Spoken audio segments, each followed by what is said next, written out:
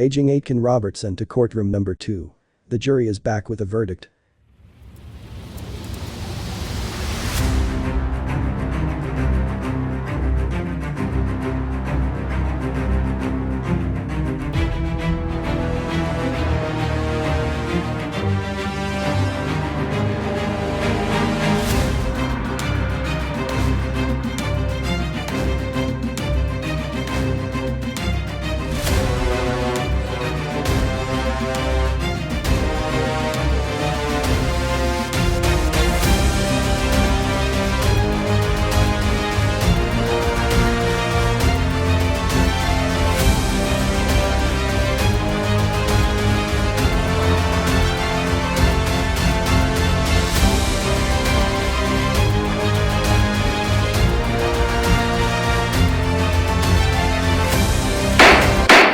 Members of the jury, how do you find the accused?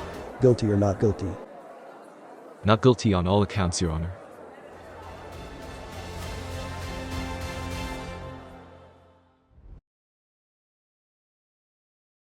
Welcome to Aitken Robertson YouTube channel. I'm Melanie Fanade, your licensed paralegal at Aitken Robertson, and I'm thrilled to have you join us for today's discussion. Today, I'm joined by our esteemed criminal defense lawyer, Richard Aitken, and together we will be exploring a crucial topic: common defenses related to domestic assault charges. So whether you're navigating the legal system firsthand or seeking to deepen your understanding of this complex issue, stay tuned as we unpack the strategies and considerations involved in defending against domestic assault allegations. Let's dive in.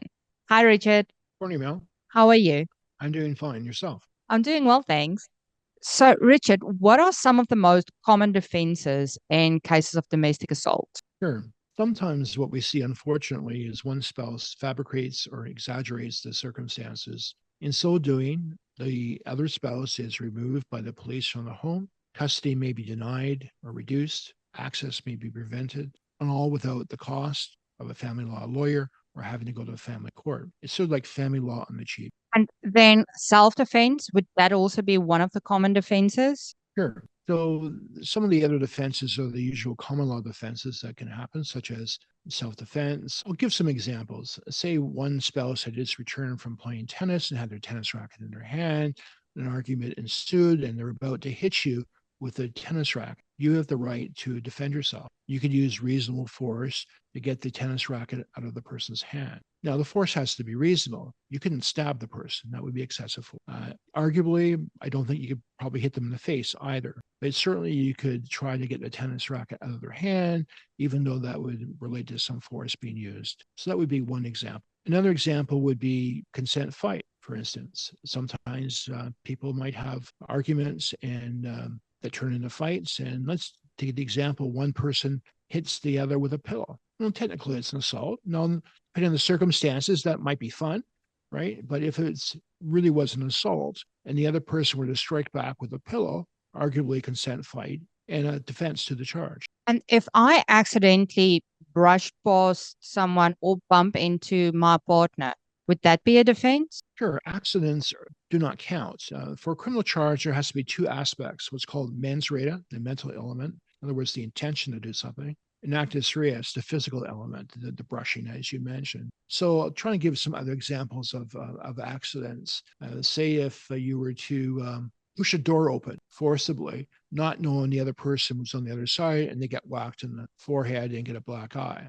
Well, unfortunate and an injury, but not an assault. If you knew the person was there or they were probably there even, that would be an assault. And if you think that one of these offenses are applicable to your case, what do you do with that information? Really important to preserve evidence. In the situation I gave about the family law disputes, once you retain a lawyer, you should give the lawyer the complete history of what happened. And if it was an exaggeration or a lie, give the background to help the lawyer establish this.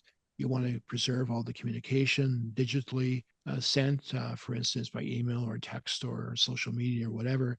You want to keep all of that. Any photographs, if you're injured, you want pictures taken of your injuries, not just of that day when it happened, because the bruising may not be evident yet, but for the next few days to show the bruising becoming worse and worse and then getting better and better and have a better context for what happened. Evidence is everything, and it's really important to collect it at the start. It's after the fact, just before trial, it's too late. Well, thank you so much for joining us today, Richard. And thank you to everyone else for joining us on the Legally Speaking Aiken Robertson YouTube channel. Don't forget to like, subscribe, and hit that notification bell so you never miss another video. Until next time, stay informed, stay engaged, and take care. Thank you for tuning in to Legally Speaking, proudly brought to you by Aiken Robertson Criminal Defence. We represent clients facing criminal charges all over Ontario, providing you with legal support and dedicated advocacy. If you enjoyed this episode and want to see more content, please like and subscribe to our channel. For more information, visit our website. We also offer free books on various types of criminal charges, which you can request on our website or by using the QR codes on your screen now. For legal assistance, call us today or visit our website to request a meeting with one of our experienced lawyers or licensed paralegals. Thank you for watching, and we'll see you next time on Legally Speaking.